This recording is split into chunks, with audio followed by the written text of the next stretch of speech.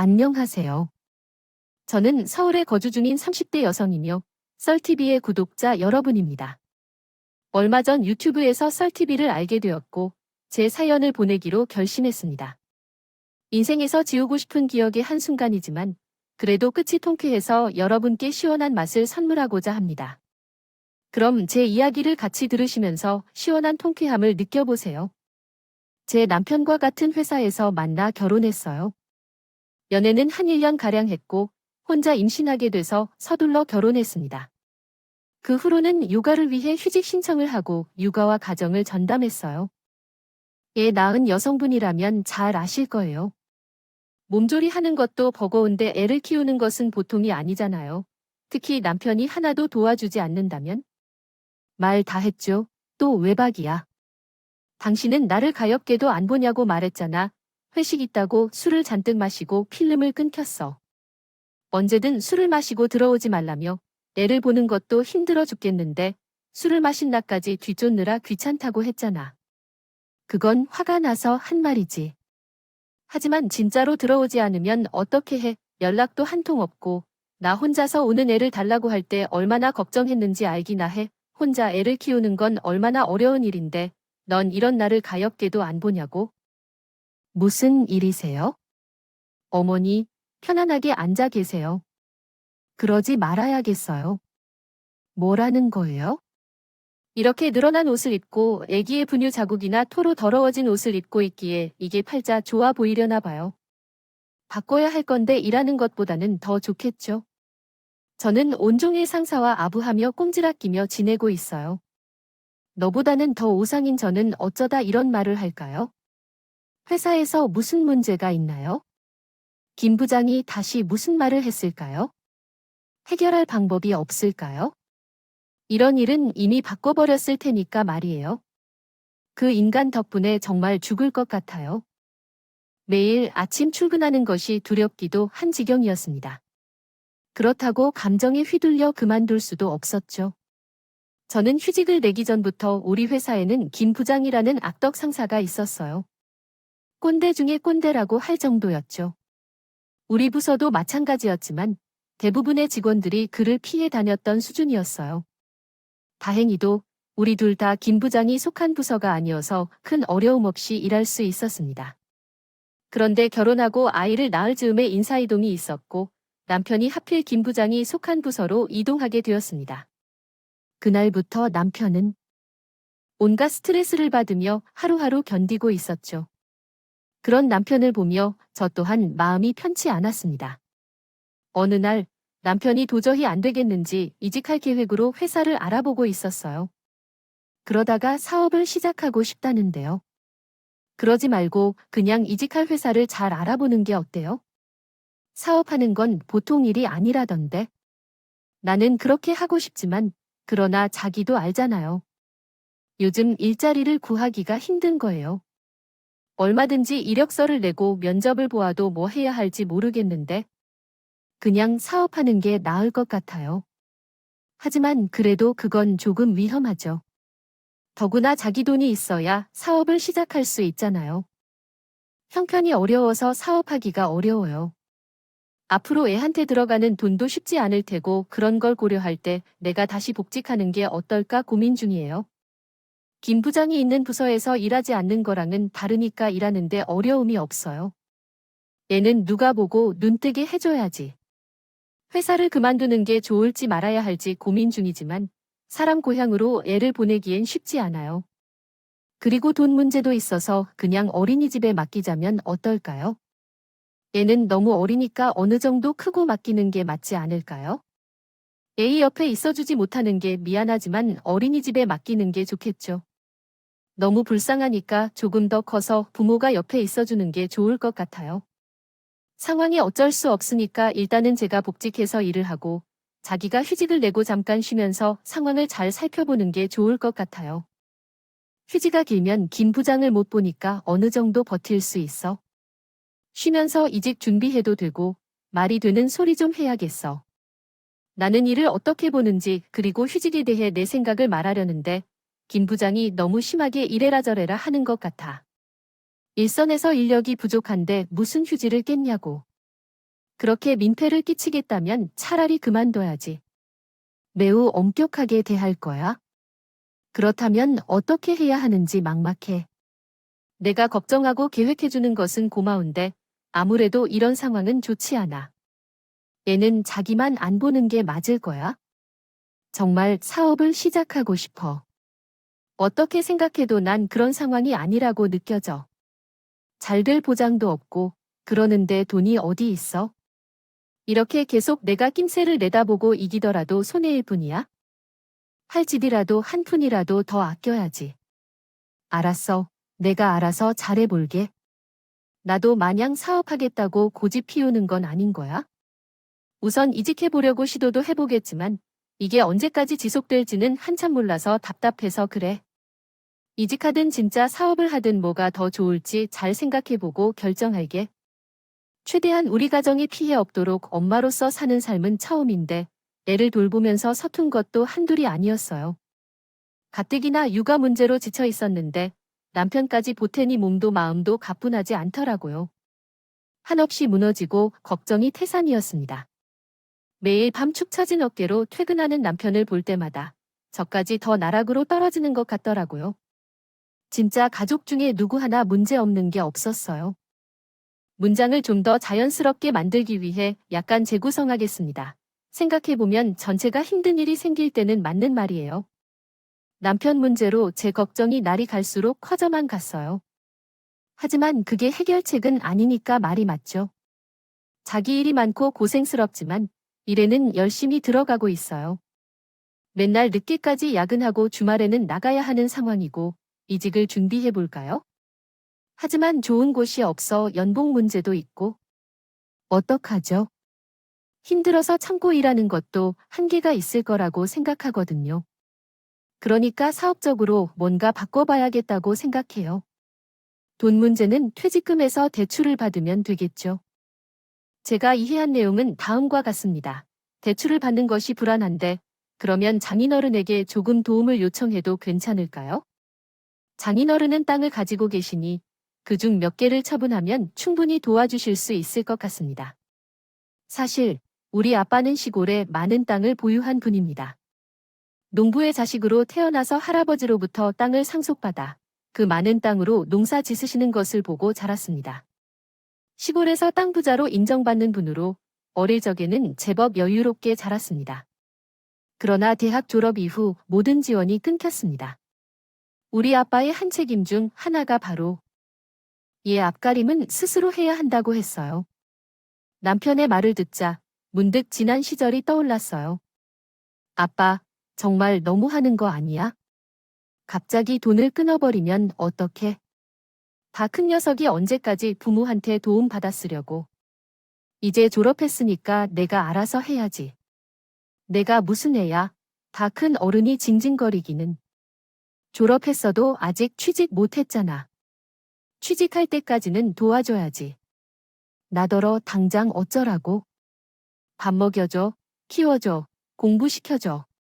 넘치게 다 해줬으면 이제 내가 알아서 해야지. 내가 해줄 수 있는 지원은 딱 대학교 때까지만이야. 그 뒤로는 내가 스스로 해결해. 언제까지 나한테 기댈 거야? 너 스스로 죽이 되든 밥이 되든 부딪혀봐야 세상 물정을 알아. 아버지는 이렇게 정말 칼같이 모든 지원을 끊으셨습니다. 그래서 그 후로 저는 난생 처음 알바를 하며 용돈을 벌었고 취직한 뒤로도 오로지 제가 벌어서 생활해야 했어요. 결혼도 마찬가지입니다. 아버지는 딱 3천만 원만 지원해 주시고 나머지는 우리 부부가 알아서 하도록 내버려 두셨어요. 정말 얄짤없는 분이라는 걸 잘 알기 때문에 큰 기대를 걸면 안 될 것 같았습니다. 자기가 우리 아버지 잘 몰라서 그래 그 땅이 아빠한테 얼마나 소중한 땅인데 절대 안 도와주실 걸 알 거라고 생각했어요. 그래도 상황을 잘 말씀드리면 처지가 딱해서 도와주실지도 모르잖아요. 그래도 딸이 부탁하는데 모른 척 하실까요? 그러지 말고 슬쩍 한번 물어보기라도 해보세요. 다른 일 같았으면 무슨 부탁이냐고. 괜히 부모님께 그런 부탁드리고 싶지 않다고 단호하게 거절했을 텐데 회사 일로 너무 힘들어 하니까 진짜 한번 부탁드려봐야 하나 싶더라고요. 그러나 선뜻 먼저 연락하는 게 망설여졌습니다. 그러던 어느 날 친정엄마가 모처럼 집에 놀러 오셨어요.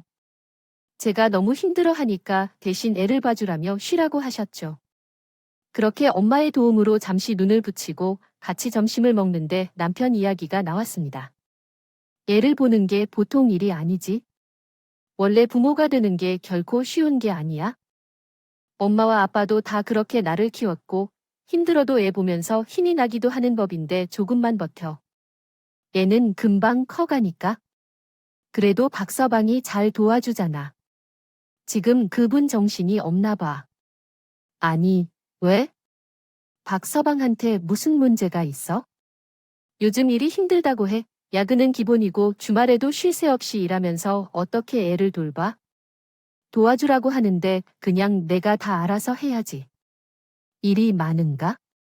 그래도 주말은 푹 쉬어야지. 무리하다. 쓰러지면 어쩌려고 하느냐? 그래. 좀 그랬으면 좋겠는데 그 인간 때문에 편히 쉬지도 못해. 그래서 요즘 미리 알아보고 있는 중이야. 저 인간, 저는 엄마에게 김 부장에 관한 이야기를 했습니다. 그런데 엄마도 혀를 내두르며 말했어요. 몫을 사람이라고 혀를 차는구나. 그 사람은 뭐 하는 사람이길래 사람을 못 살게 굴어? 남의 회사 직원도 아니고 같이 일하는 동료들끼리 사이좋게 지내야지. 더군다나 본인 밑에 있는 사람인데 왜 학교를 줘야 하는 거야? 그렇게 다루라는 사람도 아니잖아. 그 사람은 그냥 소속된 사람들을 못 살게 굴지 말아야지. 어쨌든 신부 변수가 많네. 그러면서도 회사의 말을 듣지 말라는 건 이 인간 탓으로 못 살겠다고 하는 것 같더라. 어딜 가서 그것을 털어놓을까? 회사도 다 같이 한 통속인데. 사장님의 가족은 더 이상 눈에 띄는 것이 없어 그 사람보다 현재 더 높은 사람도 없어 계속 짓거리는 판국에 말해봤자 헛소리만 되어 참담해지지 않게 하지 아이고. 그러면 이것을 어떻게 해야 할까? 우리 박서방이 힘들어서 그렇지만 회사를 마음 편하게 다녀야지 마음고생해서 어떡하지? 그래서 요즘 집을 찾고 있어. 좋은 곳이 있다니. 아니야, 연락이 생각대로 잘 안 되는 것 같아. 그래서 사업까지 고려 중이래. 뭐. 사업이라니 샤워하려면 돈이 필요하잖아. 너희들 그렇게 돈이 있어. 우리에게는 그럴 돈이 어디 있어. 남편은 퇴직금으로 빚내서 시작해도 된다고. 하지만 아무리 생각해도 그건 아닌 것 같아. 그러다 망할까 봐. 어떡해. 그냥 애만 쓰다가. 꼴이래. 그래, 그렇죠. 잘 되면 다행이지만 최악의 상황도 고려해야 합니다. 엄마에게 사업 이야기를 털어놓으면서 슬쩍 한번 부탁해 볼까요? 그래서 조심스레 아빠 이야기를 꺼내고 싶었습니다. 잠깐, 엄마, 그래서 말인데 아빠에게 좀 부탁해 볼까요? 아빠, 응, 사업 시작하려고 돈을 좀 빌려주면 되지 않을까요? 아버지께서는 많이 가지고 계시니까 그중 몇 개만 처분해도 될 것 같은데. 그래서 그건 가능할 것 같기는 한데 비싸다고 하네. 아빠가 그렇게 해주실지 잘 모르겠네요. 아버님이 물려주신 땅이라 생각했었잖아요. 그게 그렇죠. 아이 그럼 됐어. 내가 괜한 말을 꺼냈다. 할아버지가 물려주신 땅에서 농사 짓고 사신 세월이 몇인데 정들어서 쉽게 파실 수나 있겠어? 무엇보다 이제 다 컸다고 예외 없는 사람인 거 모르는 것도 아니고. 아니야. 그래도 말이라도 한번 해보지 뭐. 그러지 마. 내가 아빠를 모르는 것도 아니고. 쉽게 그 땅을 처분하시겠어? 그래도 자식 일인데 모른 척 할 수 있겠니? 뭐, 죽을 때 싸들고 갈 것도 아니고. 어차피 너희들한테 물려줄 재산이잖아. 이렇게 된 거 미리 주면 좋지? 가뜩이나 힘든 상황인데 가족끼리 도와줘야 하는 거 아니겠어? 말을 꺼내놓고 보니 아빠가 어떤 일 이벤트 한 것도 아니었나 보다. 사람인데 빌려주실까 싶더라고요. 괜히 엄마만 난처해지겠지 싶어서 괜찮다고 했습니다. 그러나 엄마는 혹시 모른다고 아빠한테 한번 잘 말해보겠다고 하셨어요. 그리고 며칠 흘렀어요. 어느 날 무뚝뚝해서 연락도 잘 안 하던 아빠가 웬일로 저를 찾아오셨습니다. 아빠, 연락도 없이 갑자기 무슨 일이야? 우물 온다고 미리 연락하지 그러면 터미널까지 마중 갔을 텐데. 아, 바쁜데 뭐하러 그냥 버스 타고 오면 되는데. 그나저나 박서방은 집에 없냐? 출근했어. 주말에도 모시고 일한다더니 고생이 많구먼. 에이, 덕분에 나만 독방 육아 하고 있지. 뭐, 참 내 정신 좀 봐. 내가 만난 걸 좀 내놓을게. 저는 서둘러 주방에 가서 아빠가 드실 차와 과일을 가져왔습니다. 그리고 아빠가 왜 연락도 없이 갑자기 찾아오셨을까? 이런저런 생각을 했죠. 아무래도 엄마에게 남편 이야기를 듣고 오신 모양이었어요. 아빠, 혹시 그의 일을 엄마에게 들었지? 회사 일로 힘들어하는 거, 그래, 들었다. 이런저런 박서방이 고생 많겠어? 그래서 그것 때문에 왔어. 그의 걱정도 하고. 당연히 걱정도지. 나보다 내 엄마가 더 걱정이다. 그래서 내가 생각을 조금 해봤어. 이걸 받아라. 아버지께서 풍속에서 통장을 꺼내 탁자 위에 올려놓았어요. 제가 궁금해서 통장을 확인했는데 큰 금액이 기록되어 있었어요. 이게 뭐지? 싶어서 말했더니 박서방이 잊을 수 없는 준비가 되어 있지 않다며 그럴 필요 없이 이 돈으로 사업을 시작해라고 하셨어요. 아버지, 돈은 어떻게 얻으셨죠? 혹시 땅을 팔았나요? 라고 물었더니 그랬더군요. 땅을 팔면 이 정도 돈이 나오는 거야?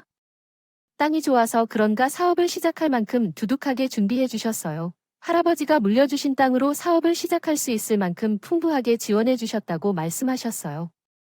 정말로 할아버지께서는 우리를 위해서 땅을 처분하셨다고 하셨지 않았어요. 이 녀석아, 아무리 중요한 땅이라고 해도 사람이 먼저이지. 내 자식이 힘들다는데 모른 척할 부모가 어디 있어? 더군다나 손자까지 태어났는데 앞으로 먹고 살 길을 만들어줘야지. 사실 엄마한테 말을 꺼내놓고 기대하지 않았어. 이렇게 도와주실 거라 생각조차 못했거든. 이전에 다 컸다고 내 앞가림 수술을 하라고 제안을 끊었잖아. 워낙 단호하게 거절할 거라 생각했는데 그건 세상이 돌아가는 눈독이라는 거지. 만약 모른 척할 마음은 아니었어. 그동안 무뚝뚝하고 내세가 없을지라도 나도 내 새끼를 소중히 생각하는 부모야. 너도 내 자식이니까 알겠지? 부모는 자식을 위해 모든 것을 해주고 싶어 하는 거야. 아빠, 정말 고마워. 고마움은 가족끼리 주고받는 거야. 그리고 그냥 돈을 주는 게 아니라 꼭 성공해서 보답해야 해. 백씨가 서방님한테 최선을 다하라고 했어. 그러면 당장 돈을 갚으라고 난리를 치는 건 아니니까 알아서 하라고 해. 알았어. 남편한테 그렇게 말해줄게. 잊지 말아야 할 건 남자는 배포가 있어야 하는 법이야. 자리를 잡을 때까지 힘을 주고 붙잡아야 해. 기죽지 말고 계속 열심히 해보면 언젠가는 결실을 맺을 거야. 생각지도 못한 아빠의 도움으로 따뜻한 마음을 느꼈어. 저는 그렇게 생각해. 아빠를 잘 이해하고 있다고 생각했는데 전혀 그렇지 않았어요. 아무리 무뚝뚝하고 칼 같은 사람이라도 자식 앞에서는 어쩔 수 없는 부모임을 바보같이 몰랐어요. 그래서 아빠가 힘내라며 집으로 돌아가셨습니다. 그리고 그날 저녁 남편에게 통장을 건네며 사업을 시작하라고 했어요. 정말 장인어른이 주신 거라고 그러니까 이제 안 받고 빌려주시는 거래를 열심히 안 하면 돈을 갚으라고 재촉한다는 하여간 우리 아빠는 괜히 마음이 불편할까봐 그런 말도 하실까봐요. 어쨌든 이제 이 돈으로 자기가 하고 싶다는 사업을 시작하면 충분할 거예요. 그 정도면 돼요? 놀랐어. 나도 놀랐지. 우리 아빠가 도와주실 생각도 못했거든.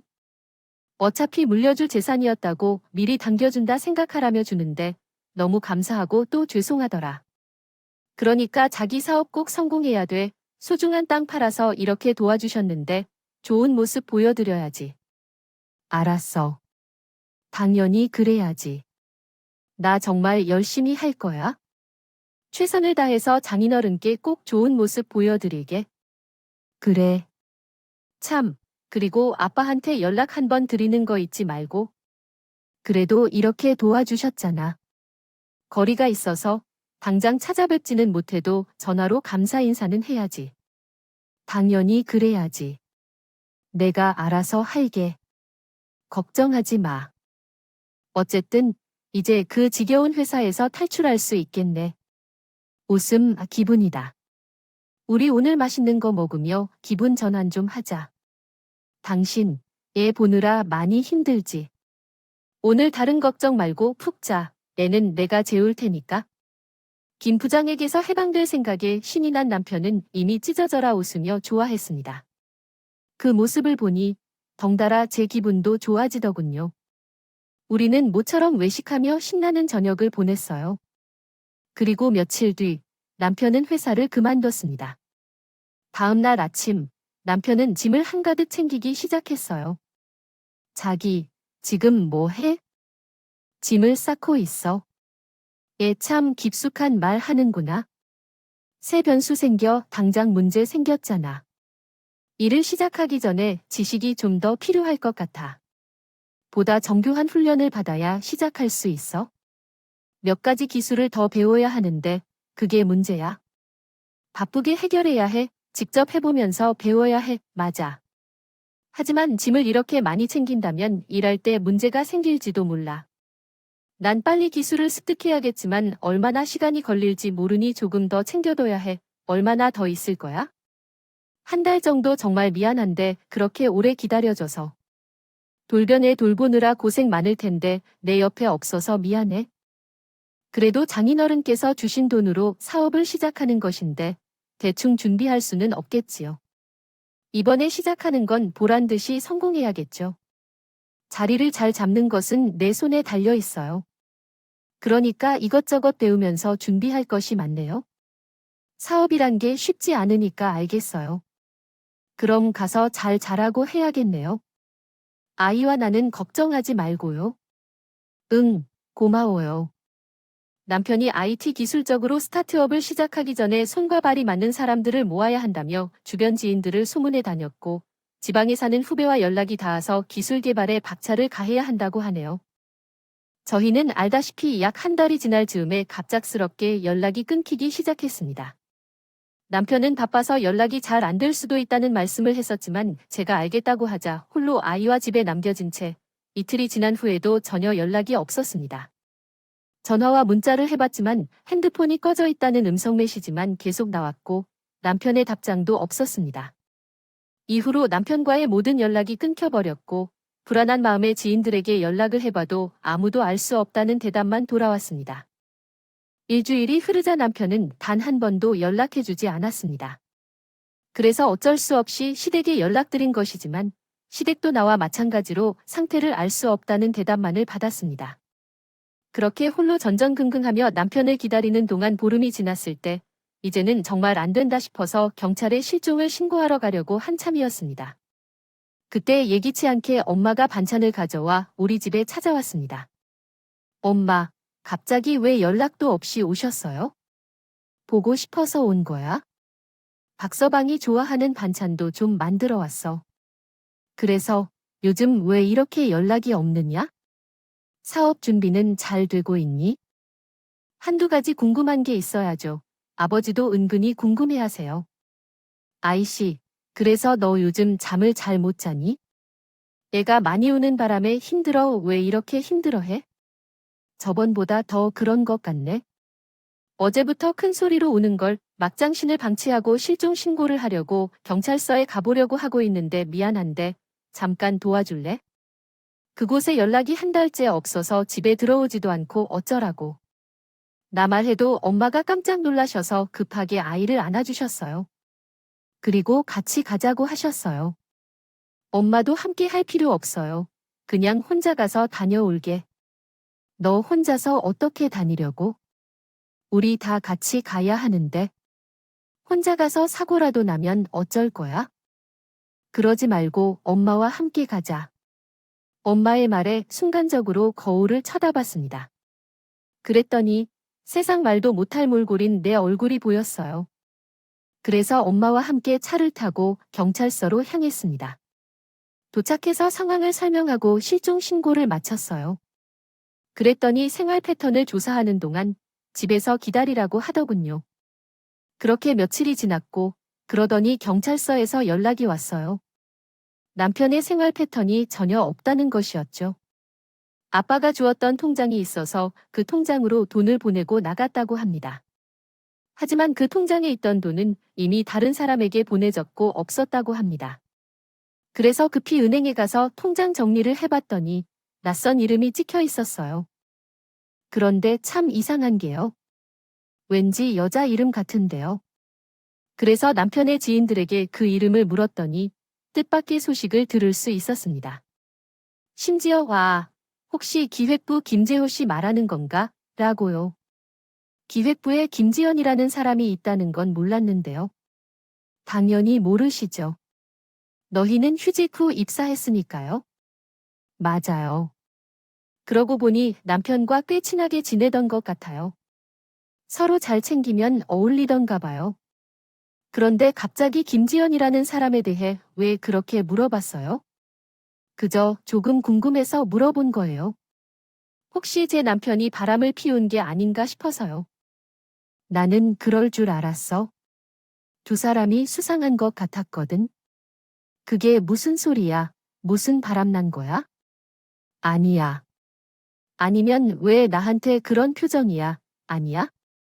괜히 신경 쓰이게 별소문을 다 했잖아.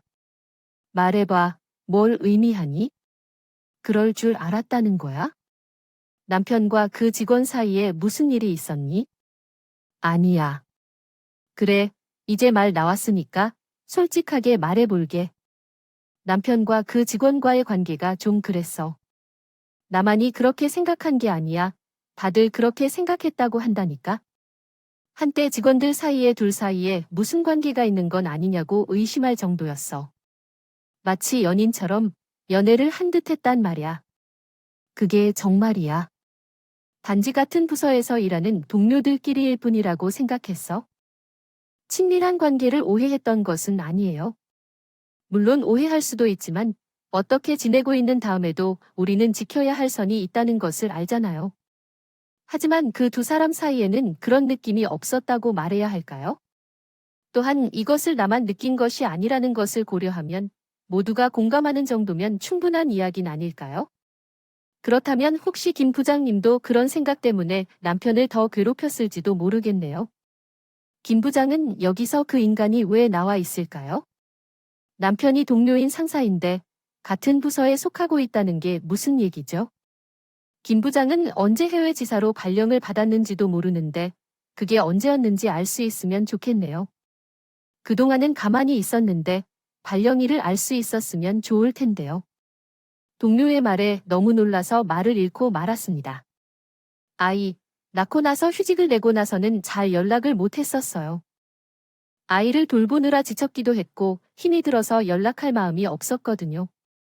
그래서 남편의 말이 모두 사실이라고 믿었습니다. 제게 거짓말을 하고 있다는 의심조차 할 수 없었죠. 그러나 김 부장이 괴롭히지 않았다는 것을 알고 나니 큰 배신감에 휩싸였습니다. 사업이든 뭐든 모든 게 거짓말이었겠구나 하는 의심조차 들더라고요. 남편의 실종 기간이 길어지니 걱정한 부모님께서 집에 찾아오셨습니다. 경찰한테는 별다른 연락이 없었니? 저번에 연락해주고 다시 한번 찾아온다고 했잖아. 연락조차 없었어요. 엄마, 나는 어쩌면 그 사람에게 속은 것 같아 아마도 이혼이 답이 될 것 같아 속았다고? 그게 어떤 말이야. 내가 그동안 겪은 일을 부모님께 이야기했어 확실치는 않지만 남편의 불륜까지 말이야. 그래서 이혼해야 할 것 같다고 했더니 좀 생각해야 해서 듣고 있던 아빠가 말을 꺼내서 내 시집가녀는 계속 연락하고 있니? 시댁 그게 어째서 갑자기 이래? 신랑이 너에게 연락을 한 게 언제야? 글쎄 꽤 오래된 것 같은데. 그렇다면 아무래도 시댁은 뭔가 알고 있는 것 같구나. 제 자식이 사라졌는데 연락도 잘 안 하고 그리 태평할 부모는 없지? 그러고 보니 그렇네. 그럼 그이랑 몰래 연락하고 지내는 건가 안 되겠다. 내가 한번 찾아가서 물어봐야겠어.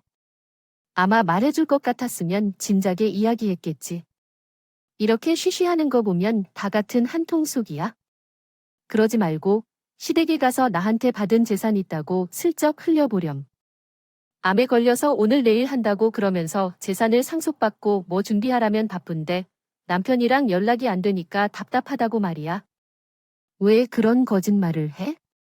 어떻게 반응하나 보는 거야.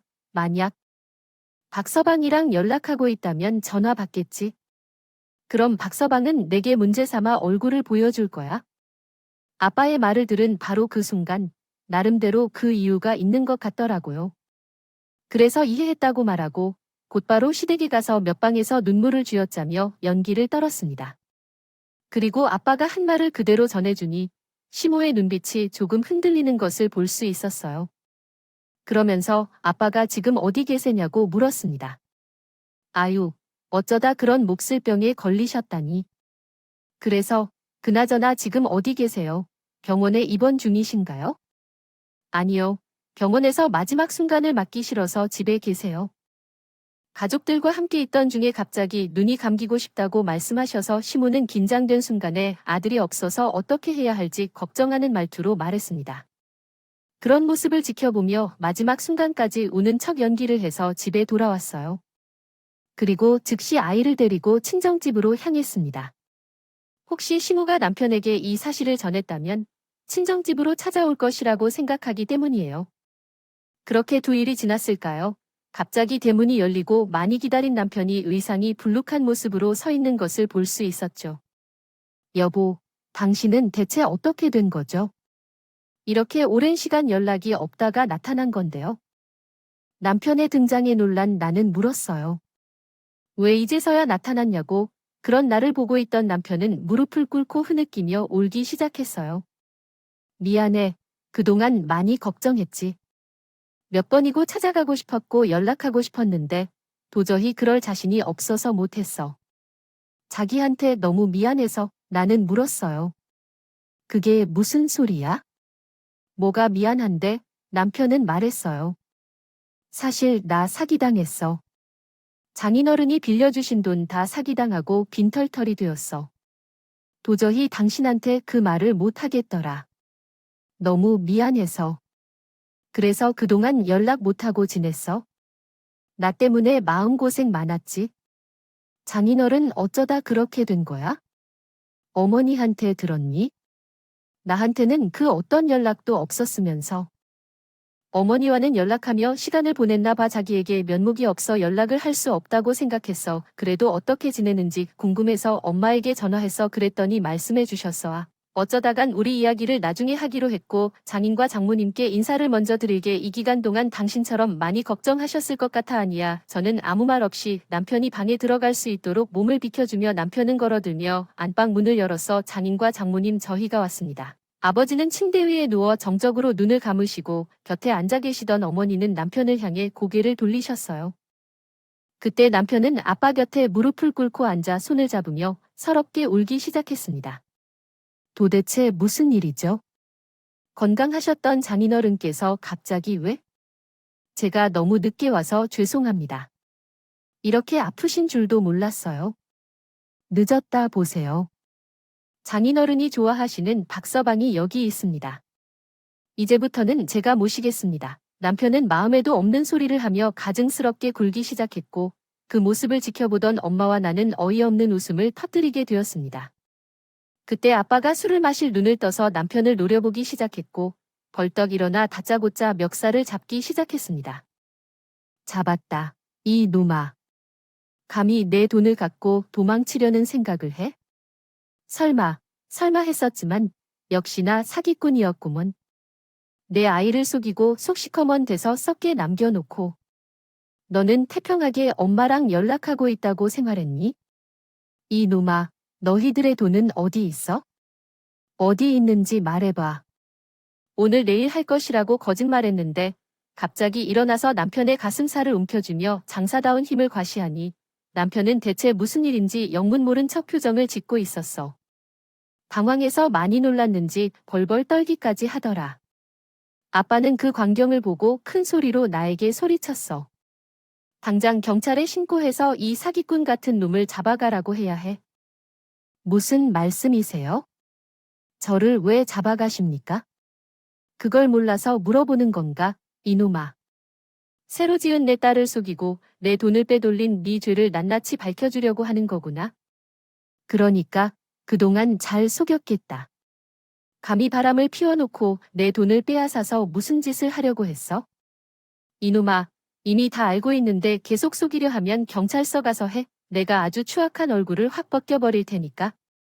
내 딸을 기말하고 속인 것도 분해 죽겠는데 남은 제사마저 가로채려 한다고 나타나니 벼락 맞을 놈아. 대체 왜 이러세요? 제가 무슨 바람을 피웠다고요? 여보, 장인어른, 왜 이러시나요?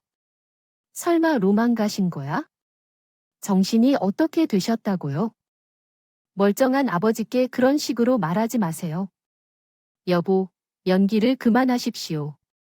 얼마나 날 우습게 여기는지 모르겠지만 더 이상은 소용없어요. 우리 모두 알아버렸거든. 너가 얼마나 못된지. 김지연, 맞아. 내가 바람 피운 그 여자 이름이야. 어떻게 휴직을 내놨든 난 그 회사의 직원이에요. 연락할 사람이 없을 것이라고 생각했니? 대체 어떻게 그 여자한테 미쳤길래 나와 내가 고백한 거짓말을 할 수 있어? 김 부장이 해외로 발령났다며 그렇게 놓고 뭐, 그 사람 때문에 힘들어서 회사를 다니기 어려워서 그때부터 설계가 제대로 되었던 모양이지. 나는 나쁜 놈이고 아빠의 돈을 훔쳐서 그 여자와 잘 먹고 잘 살려고 했었니? 어떻게 내게 그럴 수 있어? 나는 그런 것도 몰랐는데 내가 얼마나 걱정을 했는지. 잠도 못 자고 밥도 못 먹고 매일이 지옥이었어. 지금 내 얼굴 보이지? 너 때문에 야위어서 한 달 만에 10kg가 빠졌어. 내가 얼마나 고통스러울지 짐작도 되지 않을 거야? 제 소리 듣고 남편은 망연자실한 표정을 지었고 그제야 제대로 상황을 파악하기 시작했습니다. 이후 무릎을 꿇으며 잘못했다고 용서를 빌었어요. 미안해, 여보. 부처하게 변명하지 않을게. 자기 말처럼 나 바람 피운 거 맞아. 그런데 사기당한 건 정말이야?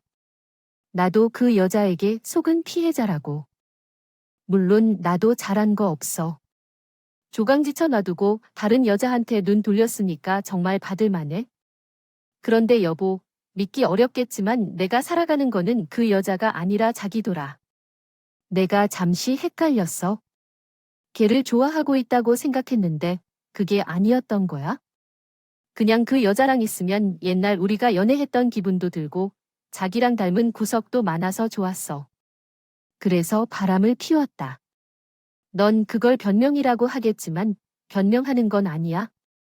나도 내가 죽을 때 지었다는 걸 알아.